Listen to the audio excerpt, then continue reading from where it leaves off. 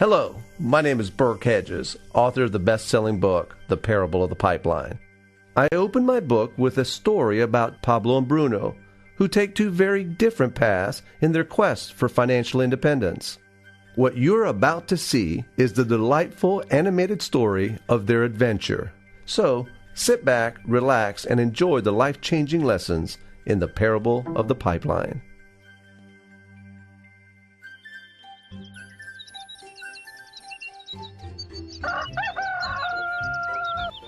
Far away, in a small village, near a beautiful valley, lived two friends, Pablo and Bruno.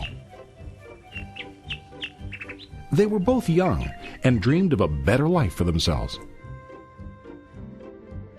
They'd often discuss their dreams about how they would become the most successful men in the village. They weren't afraid of hard work, and they searched for opportunities to help realize their goals and achieve their dreams. One day, an opportunity presented itself.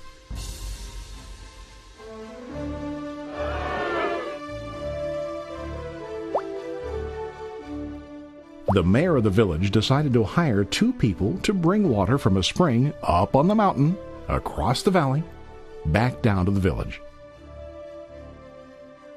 They were to be paid based on the amount of water delivered to the village.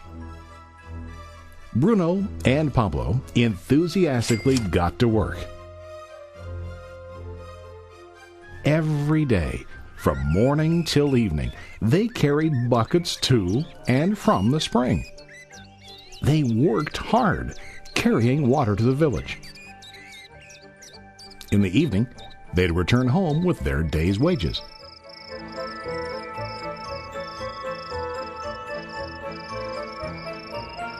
Bruno was satisfied with his work and the money he earned.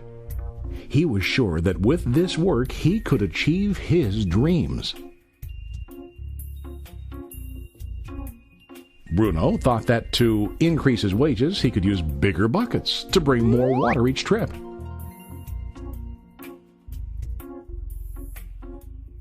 He believed with a larger income he would soon be able to buy a cow and the house that he dreamed about.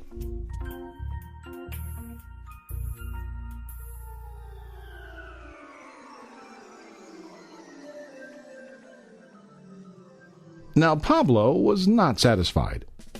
At the end of the day, his back and hands ached, and he was exhausted. He was looking for an easier way to earn more. One day an idea occurred to Pablo. He imagined building a pipeline to deliver the water from the mountain spring to the village. With this pipeline, he could get more water to the village without carrying buckets back and forth from the spring to the village. Soon, he got very excited about his idea and began to plan. Pablo, of course, shared his idea with his friend Bruno and asked him to join with him to work on and help build the pipeline. Bruno thought the idea was crazy. All Bruno could think about was what his money could buy today and how to get it quicker. He felt that building a pipeline would slow him down and delay him in achieving his goals. Instead, Bruno got bigger buckets and went more often back and forth, fetching water. He was sure that with this method, he could make more money. Pablo decided to build the pipeline on his own. He understood that it would not be easy to build, and it would take time to complete the pipeline. Pablo knew that it could take several years to finish, but he set his mind on his goal. Every day he worked and carried water like before. But on weekends and during his spare time, he worked hard to dig in the rocky soil and build his pipeline. In the first month, there was little to show for his work.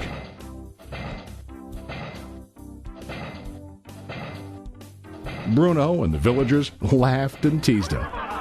They called him Pablo the Pipeline Man. During this time, Bruno's income doubled. He already bought a cow and a bigger house. His lifestyle changed.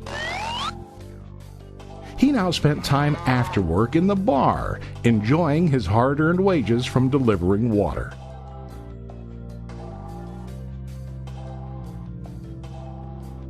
What Bruno didn't realize was that his body was starting to stoop from carrying the heavy buckets every day.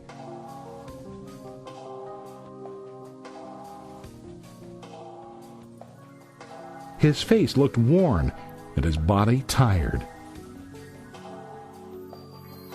Soon, he began to carry less and less water due to the wear and tear on his body.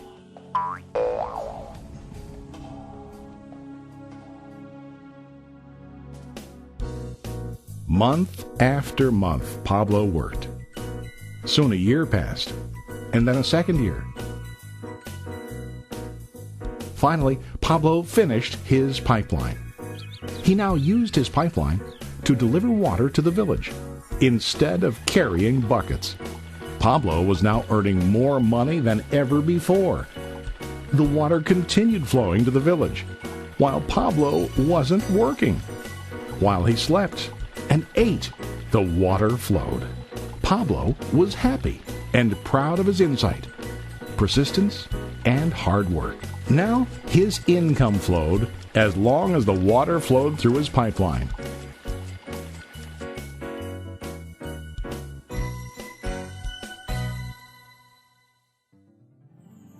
The story of Bruno and Pablo is a reflection of life. Their jobs symbolize what most people do to earn money. Bruno gets his money using buckets. He goes back and forth, carrying his buckets from the spring to the village in exchange for money.